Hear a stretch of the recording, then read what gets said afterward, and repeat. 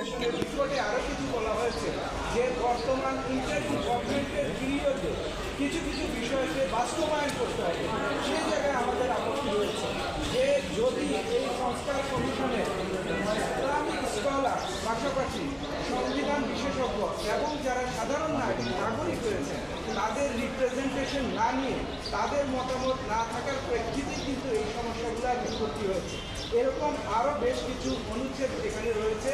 নারীদেরকে এখানে sex worker হিসেবে চিহ্নিত করে এইটাকে পেশা হিসেবে তুলে ধরার জন্য এই কমিশনে সুপারিশ করেছেন, যেটা নারীদের প্রতি অসম্মান করা হয়েছে। আমরা মনে করি একটা নারী সংস্কার কমিশন নারীদেরকে এইভাবে কীভাবে অসম্মান করতে পারে সেই বিষয়গুলোকে সেটেল করার জন্য আমাদের সমাজে যারা উচ্চ পর্যায়ে রয়েছেন, যারা বিশেষজ্ঞ রয়েছেন, তাদেরকে এই রিফর্ম কমিটিতে নিয়ে আসতে হবে এবং যে সকল বিষয় সংবিধান এবং কোরআনিক আইন এবং হাদিসের সাথে সাংঘর্ষিক রয়েছে সেই বিষয়গুলোকে স্টে রাখার জন্য আমরা রিপিটিশনে আবেদন করেছি।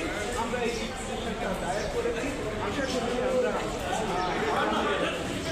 কিছুদিনের মধ্যে আমরা চেষ্টা করব আগামীকালের মধ্যেই যেন ওই জাতীয় গুরুত্বপূর্ণ রিপিটিশনটাকে শুনানি করা হয়। আমরা এই রিপিটিশন জমা দিয়েছি অনারেবল ম্যাডাম ফাতেমা নজিব এবং অনারেবল জাস্টিস। মানে তারা যদি সেটা কাজ করার জন্য উদ্যোগ গ্রহণ করেন সেটাকেও কিন্তু চ্যালেঞ্জ করা যাবে, অথবা যদি সেই উদ্যোগ নিয়ে সেই কাজটা ডান করে ফেলেন সেইখানেও কিন্তু আমরা রিপিটিশন করে চ্যালেঞ্জ করতে পারি। এখানে যে বিষয়গুলো চলে এসেছে এটা অলরেডি একটা উদ্যোগ ডান হয়ে গেছে। সেখানে কিন্তু বলা হয়েছে কিছুদিনের মধ্যে এগুলো হয়তো বাস্তবায়নে চলে যাবে। তো যদি এই সংস্কার কমিশনের এই রিপোর্টগুলোকে এই মুহূর্তে ঠিক না করা হয় তাহলে কিন্তু এর জটিলতা বাড়তে থাকবে।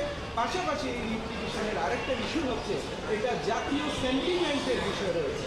আপনারা জানেন পুরো জাতি ফুঁসে উঠেছে সেই সকল বিষয় নিয়ে। সেটাকে যদি আমরা এভাবে যেতে দিতে থাকি তাহলে জাতীয় জীবনে একটা বিপর্যয়